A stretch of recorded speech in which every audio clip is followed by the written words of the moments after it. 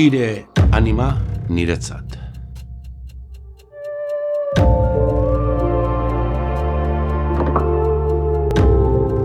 Alabazan edo ez bazan, entzun dadila naiz irratian.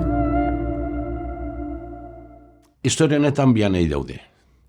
Eta anaietako batek nahi zuen apaiz joan. Zergatik, baizu, bakoitzak bere bizitzarekin egiten du nahi duna. Eta apaiz joateko, seminariora edo apaiztegira edo ikastek duten lekura. Baina bi urte besterik ez eramala, dirua xautu, agortu, eta dirurik gabe, etxera bueltatu behar izan zuen, apaiz izateko ikasketak amaitu gabe. Ai, desgrazia. Eta behin, batzikoan, pentsatzen horretan, eta zer ingo dut, ibili handik, eta bide gurutze batea heldu mentzen. Eta justo bide gurutze horretan, pentsamenta hauetan zegoela, ikusten du, halako, zaldi handi bat beltza, dena zuhurretatik, belarrietatik, haotik zua zeri jolat, eta gainean, halako zaldun beltzez jantzita, halako begizakonekoak, eta, gelito, zer ditugu hemen. Eta hau kontatu zion, nik emango diat, zako bat urre, baina, zera asmatzen badek.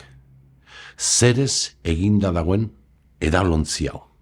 Jaman zion edalontzi bat, urte bete barru, hementxe elkartopatuko dugu. Eta asmatu baduk, zako bat urre iretzat. Baina asmatzen ez baduk, ire harima niretzat. Diaburua berazin. Zait topatu zareten inoiz diaburarekin, baina imaginatu, nolakoa. Hau, beste batzu tontoago dira, hau igual ere, baina, teatro pixka bat egiten zuen. Kontua da, santziora hori, eta desagertu zen alako keba.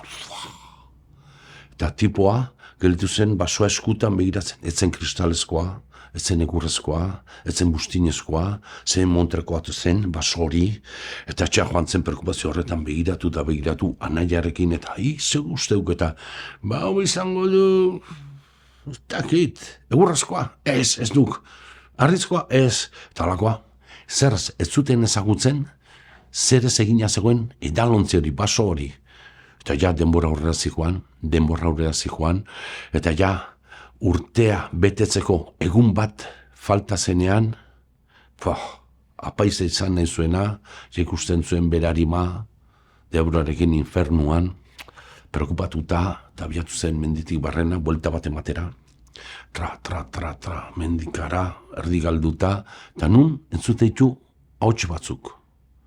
Eta holako, eta musika moduko, baina gerturatu zen, eta sasi artean eskutatu, eta ikusi zuen kobazulo baten aurrean, zaudela sorgin bat, eta deaburua, eta biak dantzan, sorgin, kobazuloaren sarreran, eta sorgina galdetu dio diaburari, ea zer daukan horrela inpozik egoteko.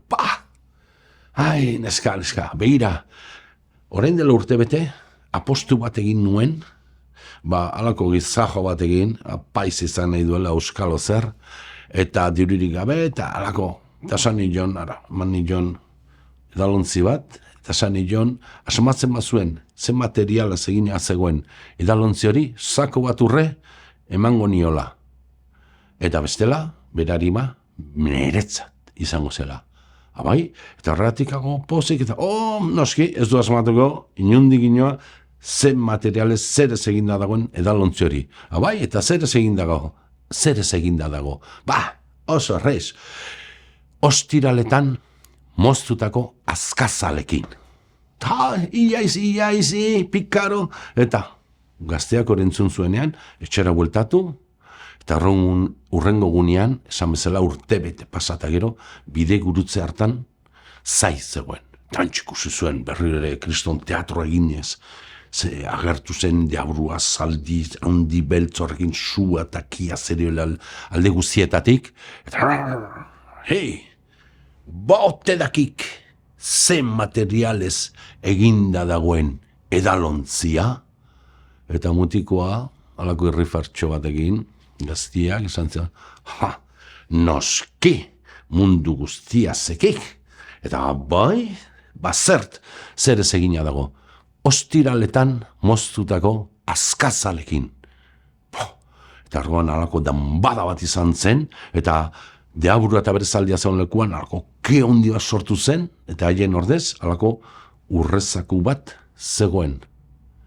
Gazteak hartu hori, eta apaiztegira joan zen. Eta apaiz, alako batean izango zen, eta ez dakigu nun dagoen gaur egun, nubizten, behar bada zuen herrian, zuen auzoan, eta on eliza bat dago, eta irekita badago, orain asko itxita daude, baina apaiz bat baldin badago, galditu jozu historia hau, eta gian, Deaburuari aposto irabazezion, apaiza da.